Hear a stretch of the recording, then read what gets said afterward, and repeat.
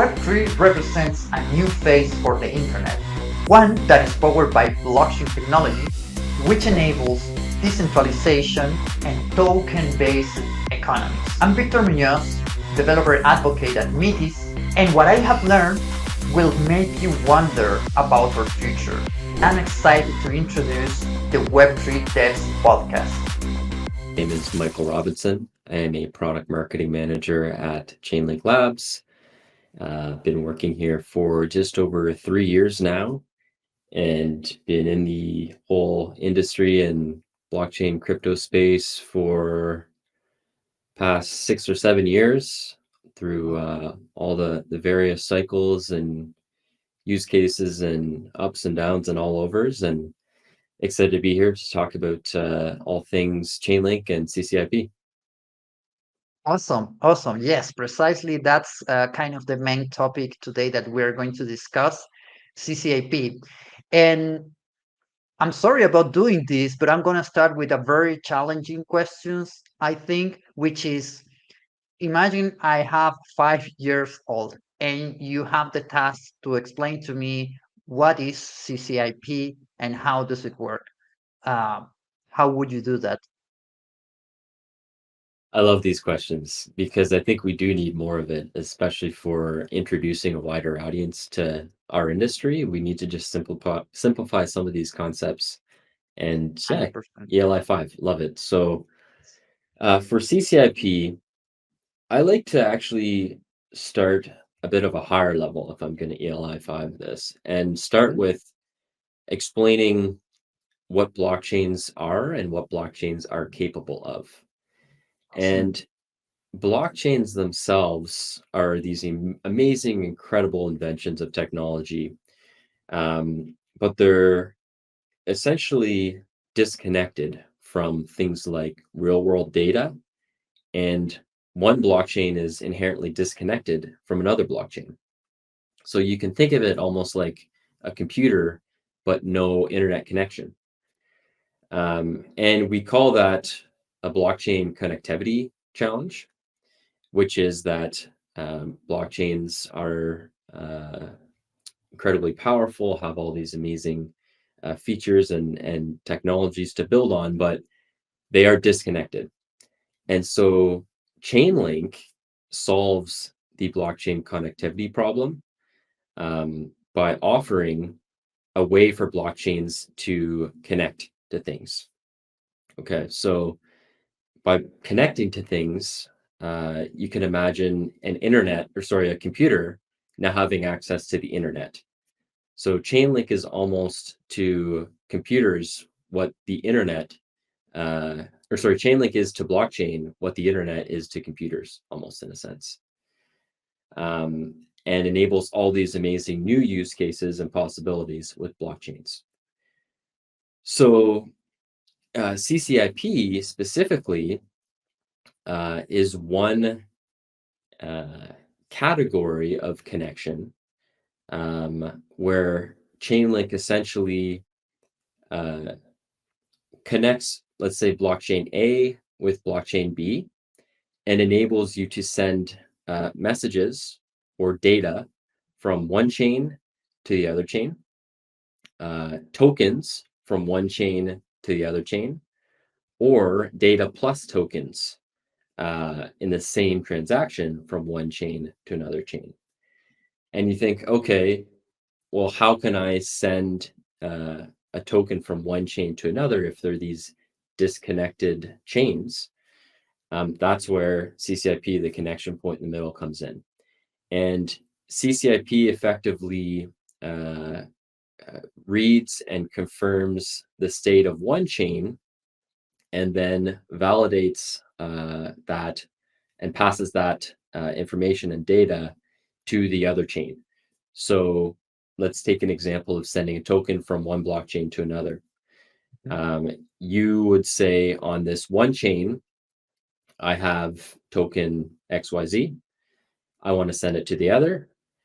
Okay, I'm going to burn the token on one chain and then send a message to confirm that's been done via CCIP, and then the token will be minted on the other chain.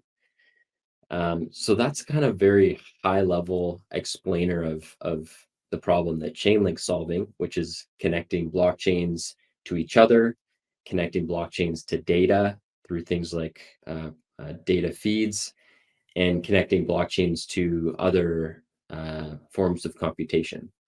And then CCIP itself is specifically focused on the chain to chain connection, and all the amazing things that can be built when that's solved for. Wow, that was a very nice explanation, pretty clear. So congratulations on that. Um, I think it was a tough question because CCIP is technically kind of difficult to explain in general, but you totally nailed it. So congrats on that. But now I'm thinking about, a developer that is watching now this episode and is wondering, okay, this CCIP thing kind of looks cool. Now, what can I do with it? And when I'm asking you this, is like kind of like what is like the most exciting kind of things that developers can achieve by using CCAP in their decentralized applications. Yeah, absolutely. I think the exciting things start with liquidity, Hmm. and there exists liquidity amongst various different applications, various different blockchains. Liquidity is a piece to a lot of successful applications and is required for a lot of successful applications, especially in things like DeFi. And so with CCIP, uh, you can experience connected liquidity. So you can build an application and ensure that the liquidity for that application is connected and access liquidity across different blockchains.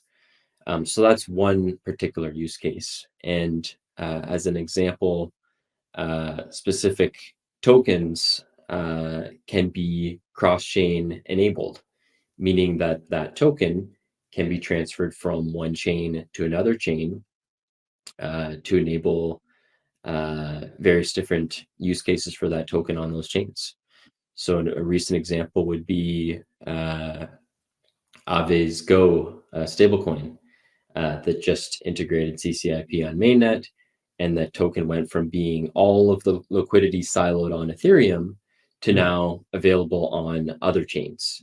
And the token itself, the stablecoin GHO, is transferred from one chain to another using CCIP in the way that I explained previously. Awesome. So that's a key use case, and we call those CCIP token transfers. CCIP token transfers are extremely flexible and developer friendly.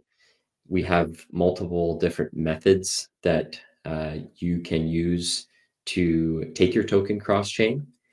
And to explain those briefly, you can, as I'd mentioned earlier, you can burn a token on one chain and mint it on another, which is effectively transferring it using CCIP. You can lock a token on one chain and then mint a wrap version on another, or you can lock a token on one chain and unlock a token on the other chain via a liquidity pool.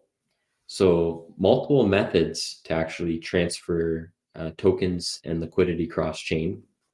And by doing that, really opens up the opportunity for developers to build connected liquidity applications. Yeah. So yeah, that's kind of one very powerful use case. I can keep going if you want to hear more. I think that that's a good one because, it's one of the main issues we have in Web3, right? In blockchain in general, which is the fragmented liquidity. So I'm already excited about hearing about this use case.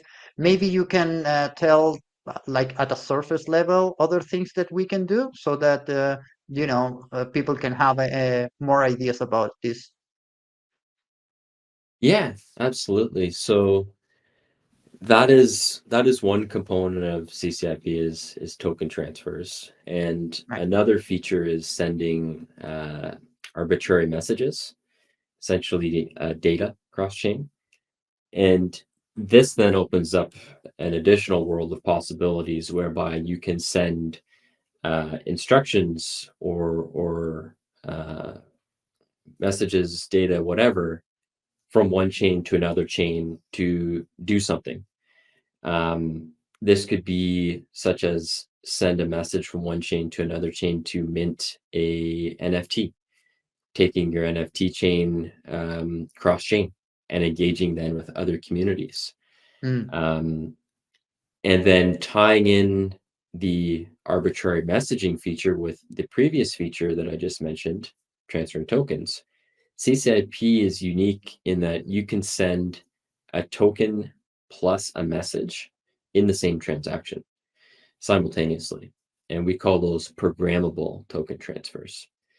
So that is a key feature for CCIP that enables builders to build all these new exciting use cases where you can send, for example, a token, and when it arrives on its destination, instructions for what to do with it. So this enables things like send a token, and when it arrives, deposit it into a liquid staking protocol and send back the receipt token, all in a single transaction.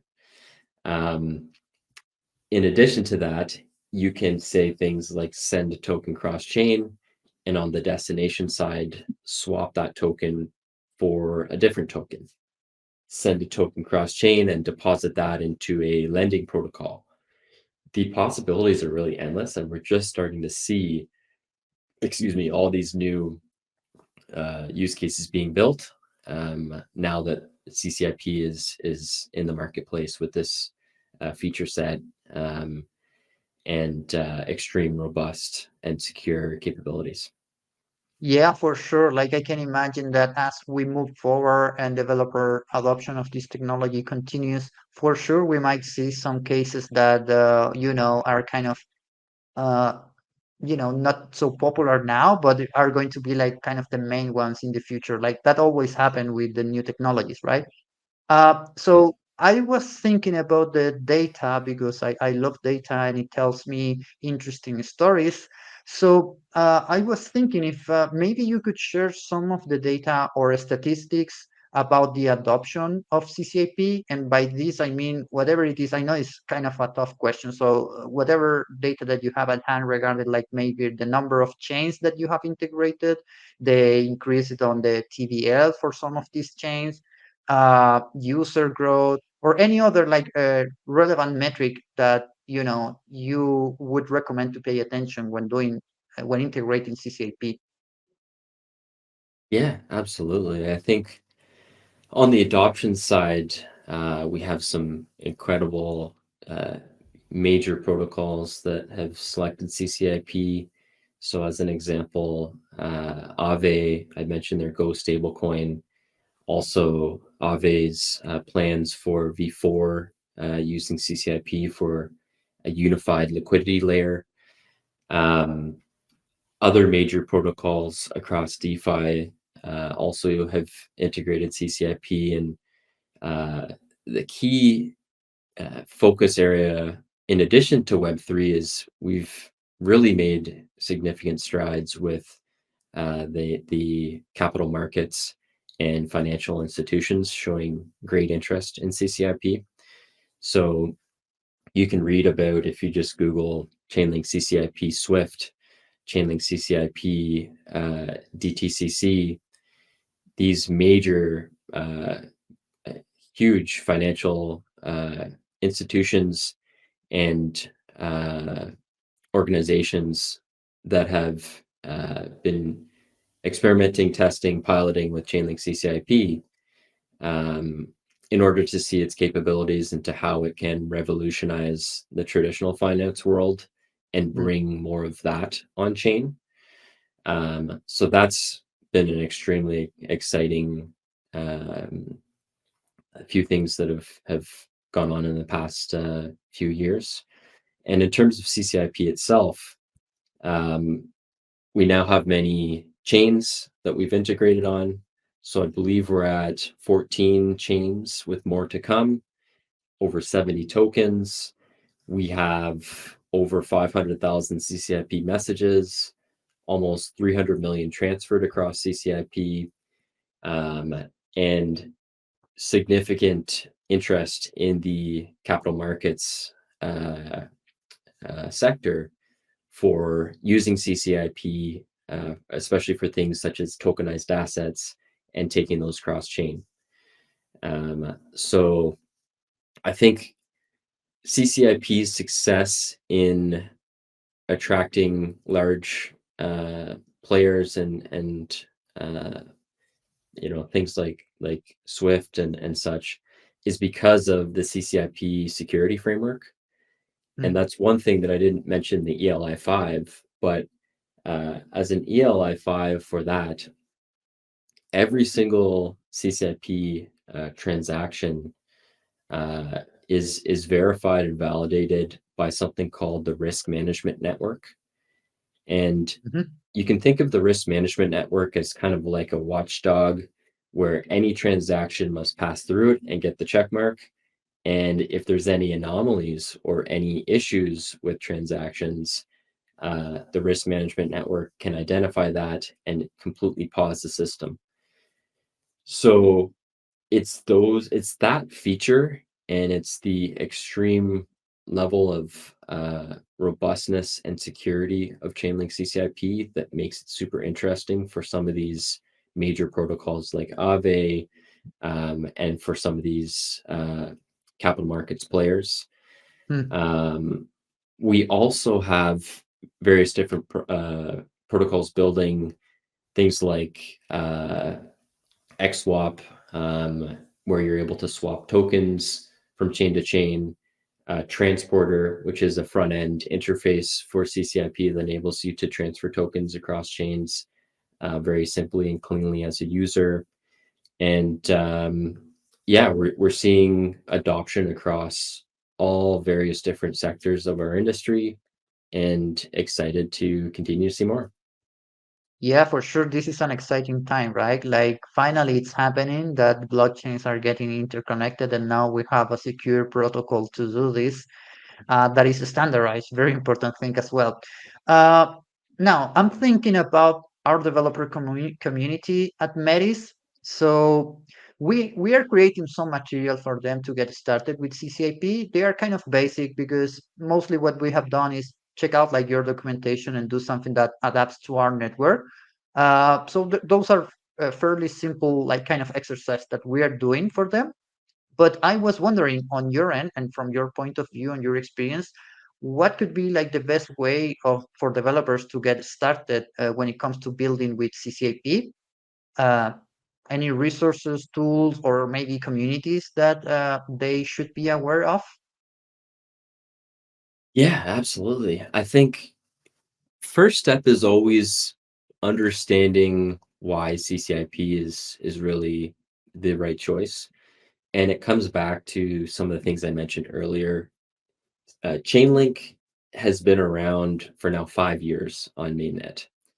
And the infrastructure and the nodes and Oracle networks that power Chainlink CCIP, you can think of it almost as the same framework and platform that has powered Chainlink price feeds, which most people in the industry know about very well.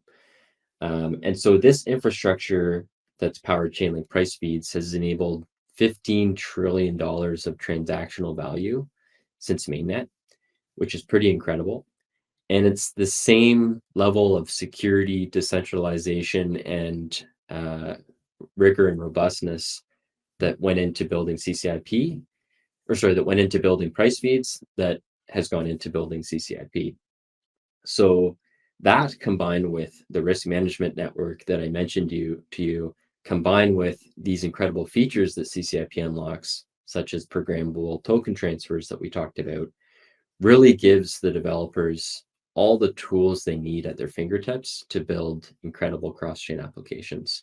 And I would suggest first and foremost, we have tons of incredible content that you can read about on the Chainlink blog. So you can learn about different use cases, see how others have built, understand the features in detail. This goes in hand with reading the developer docs that we have, which are great. Yeah. But in addition to that, a lot of people like to understand those concepts and then move hands-on. And for that, we Yes. have a CCIP bootcamp that actually just finished up, Mm. Oh, that people can follow along with the recordings. And we also have hackathons and all sorts of various events and developer activations that we put on during those events to check out.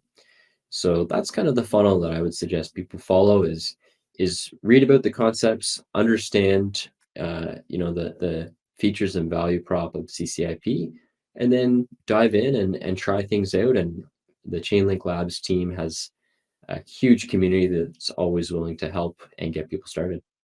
yeah, 100%. I mean, I cannot tell you the number of times that I go and check out like some concept when I have to, I have to give a lot of talks as a DevRel, and I always use some material of Chainlink. So 100% I can corroborate that.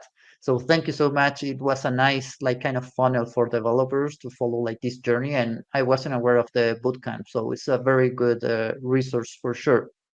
Now, finally, I was wondering if you have maybe some additional insight or perspective that you could share with us, with our audience, with our developers, or maybe with our broader community at Metis that you find is interesting and worth sharing. Yeah, insights. I think when I look at our industry from a 10,000 foot view, I do see specific trends forming, and everyone has seen and talked about this trend a lot, but it's the tokenized assets and RWAs.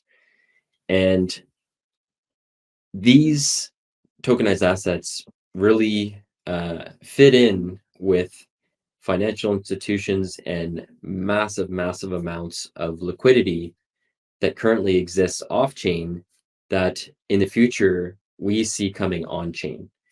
Mhm. Um, and I think the power of CCIP is with, for example, tokenized assets and RWAs is in the future, in a world where a lot of these RWAs and value moves on chain, Mhm. CCIP will enable developers to access that liquidity, and blockchains that are CCIP enabled will then be able to have users interact and access with that liquidity um, in the form of perhaps RWAs or whatever.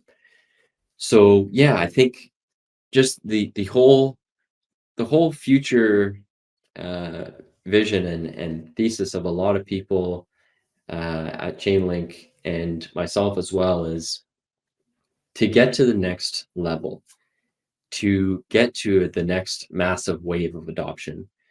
Mhm. We're not going to reach that without a massive influx of users, massive influx of liquidity. Kind of goes without saying. But CCIP then can be a catalyst to bring that liquidity and bring those massive users on chain. And so I think any developers studying and watching have a look obviously into tokenized assets, real world assets, and see what a connected cross chain tokenized asset can look like. And understand that that's a trend that is here, that is growing. Major players across both DeFi, such as Maker or Aave, are already utilizing or potentially experimenting with, and the traditional kind of finance liquidity, when it can come on chain, will provide an amazing opportunity for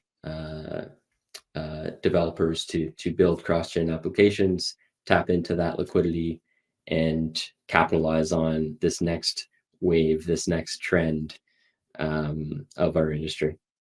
Yeah, for sure. I mean, once you have a trend that is clear, like the one you mentioned, just start building towards that, right? It makes complete sense, and I appreciate you for sharing that. I didn't thought about that before, to be honest. So thank you so much, Michael, for joining this episode with us. For the people in our audience, please make sure to subscribe to our channel. Check out all of the Chainlink resources.